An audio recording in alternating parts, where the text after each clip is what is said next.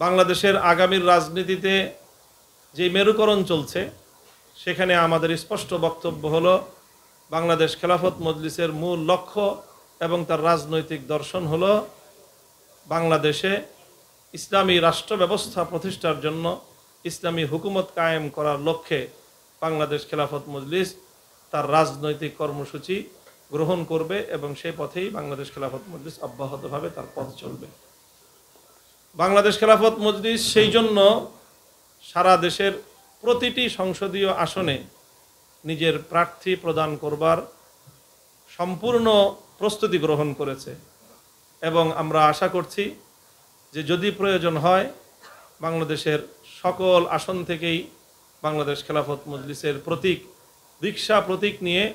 বাংলাদেশ খেলাফত মজলিসের মনোনীত প্রার্থীগণ জাতীয় সংসদ নির্বাচনে প্রতিদ্বন্দ্বিতা করবে ইনশাআল্লাহ। বাকি যদি প্রয়োজন হয় তাহলে বৃহত্তর কোনো জোট,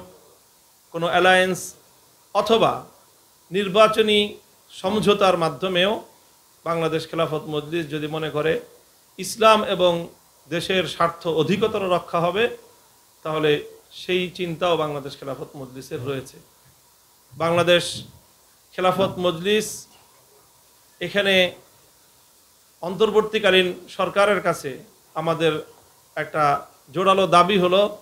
যে আগামীর নির্বাচনের বিষয়ে অমীমাংসিত যেই বিষয়গুলো রয়েছে,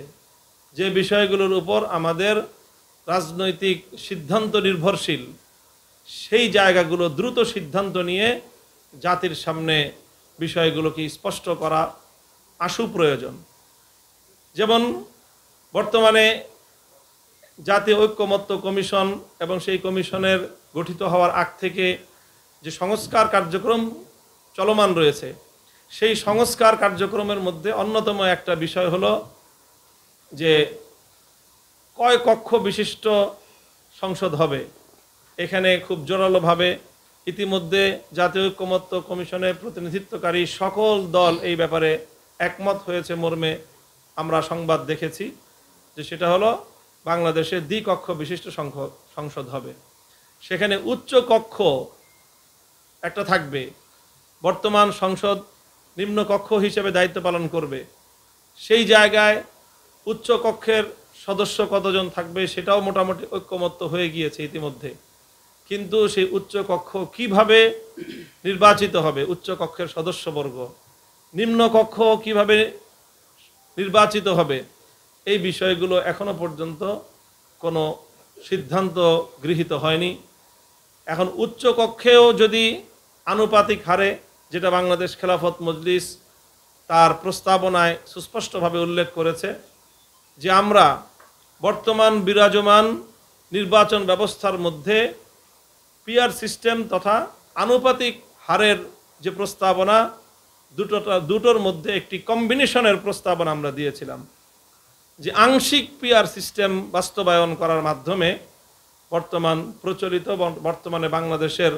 রাজনীতির ক্ষেত্রে যে একটি শূন্যতা এবং দুর্বলতা সেটাকে যেন পূরণ করা হয়। সেক্ষেত্রে বাংলাদেশ খেলাফত মজলিসের স্পষ্ট প্রস্তাবনা ছিল যে আমরা এমন একটা বন্দোবস্ত চাই যেখানে এক বা দুটি দলের হাতেই বাংলাদেশের রাজনীতি যেন কুক্ষিগত না হয়ে যায়, তাদের হাতে বন্দী না হয়ে যায়, বরং সকল রাজনৈতিক দল এবং সংখ্যাগরিষ্ঠ মানুষের মতামতের যেন প্রতিফলন ঘটে। প্রচলিত বর্তমান বাংলাদেশের রাজনৈতিক বন্দোবস্তে অধিকাংশ জনগণের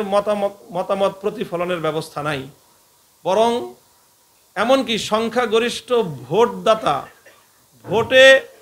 ভোট প্রদানকারী, ভোটাধিকার প্রয়োগকারী অধিকাংশ ভোটারদেরও বর্তমান বিরাজিত ব্যবস্থায় মতামতের প্রতিফলন ঘটে না। দেখা যায় যারা সরকার গঠন করে তারা সর্বোচ্চ 30 থেকে 35% ভোটারের প্রতিনিধিত্ব করছে, আর এর বিরুদ্ধে সরকারের বিপরীতে থাকে 65 থেকে 70% ভোটাধিকার প্রয়োগকারীর মতামত। কাজেই এই ধরনের শুভঙ্করের ফাঁকি বর্তমান বাংলাদেশের বিরাজমান এই রাজনৈতিক এবং নির্বাচন ব্যবস্থার মধ্যে রয়েছে।